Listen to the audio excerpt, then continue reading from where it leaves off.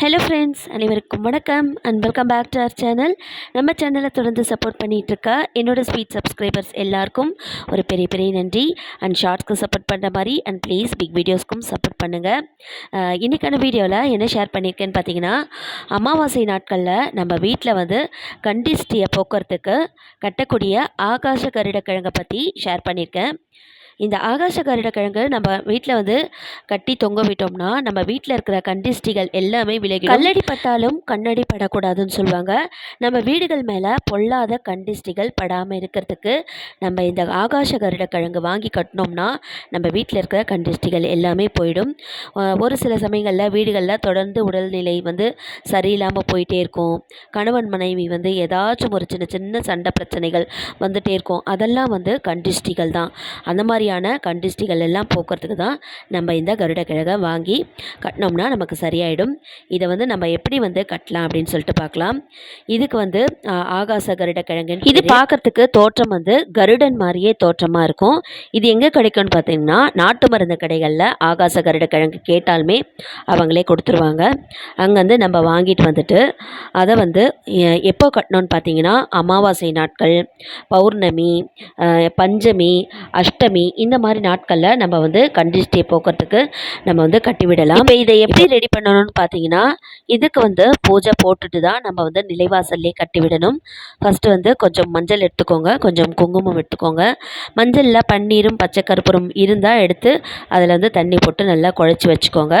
அதற்கு அடுத்தது ஒரு சிகப்பு நூல், ஒரு மஞ்சள் நூல், 2 கலரும் வந்து சேர்ந்த மாதிரி எடுத்து வச்சுக்கோங்க.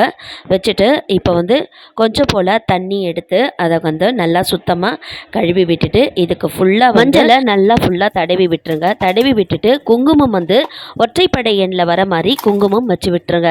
வச்சு விட்டுட்டு அதுக்கு அடுத்தது தூபம் போடுறதுக்கு ரெடி பண்ணிக்கோங்க. உங்ககிட்ட வெண்கடுகு, இந்த மாதிரி பால் சாம்பிராணி எது இருந்தாலும் பரவாயில்ல, நம்ம வந்து தூபம் போடுறதுக்கு ரெடி பண்ணி வச்சுட்டு அமாவாசை நாட்களில் மாலை பொழுதில் கட்டுறது ரொம்பவே நல்லது.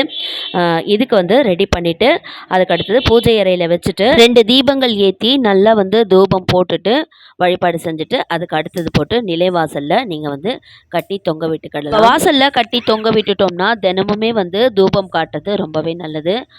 கருடனுடைய கண் பார்வை ரொம்ப கூர்மையான கண் பார்வைன்னு சொல்லிட்டு சொல்லுவாங்க. அந்த மாதிரி தான் நம்ம வீட்டு மேலே ஏதாச்சும் வந்து பில்லி, சூனியம், கண்டிஸ்டிகள் இந்த மாதிரி எதனாச்சும் இருந்தால் கூட கருடனுடைய கண் பார்வை போல் கூர்மையான கண் பார்வை பார்த்து நமக்கு இருக்கிறது எல்லாமே விலகி. இந்த ஆகாச கருடக்கிழங்குக்கு உயிர் தன்மை இருக்குது. எப்படின்னு பார்த்தீங்கன்னா, நம்ம கட்டி தொங்க விட்டோம்னா மேலே காற்றுல இருக்கிற ஈரப்பதத்தை வந்து அதை உறிஞ்சிட்டு அதுக்கு மேலே வந்து செடி மாதிரி நல்லா முளைக்க ஆரம்பிக்கும். அதில் வந்து செடி வந்ததுன்னா வீடு வந்து நல்லா செழிப்பாக இருக்கும் அப்படின்னு சொல்லுவாங்க. ஃபர்ஸ்ட்லாம் பார்த்தீங்கன்னா கிராமப்புறத்தில் தான் இந்த கருடக்கிழங்கை அதிகமாக தொங்க விட்டுருப்பாங்க. ஏன்னா இது தொங்க விட்டால் விஷப்பூச்சிகள் கூட நம்ம வீட்டுக்கு வராதான். இப்போ வந்து நகர்ப்புறத்துலேயும் கட்ட வந்து ஆரம்பிச்சிட்டாங்க. இது கட்டினோன்னா நம்மளுக்கு இருக்கிற வாஸ்து பிரச்சனைகள் கூட, ஏன்னா இப்போ பார்த்தீங்கன்னா நிறைய பேர் அப்பார்ட்மெண்ட்ஸில் தான் குடியிருக்கிறாங்க. அவங்களாலலாம் வந்து இண்டிவிஜுவலாக இருக்க முடியல இல்லையா, அதில் வந்து வாஸ்து பார்த்துட்டு போக முடியாது.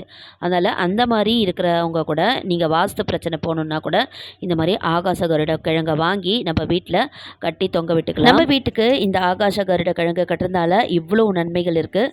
ஓகே ஃப்ரெண்ட்ஸ், இந்த வீடியோ உங்களுக்கு யூஸ்ஃபுல்லாக தான் இருக்கும்னு நினைக்கிறேன்.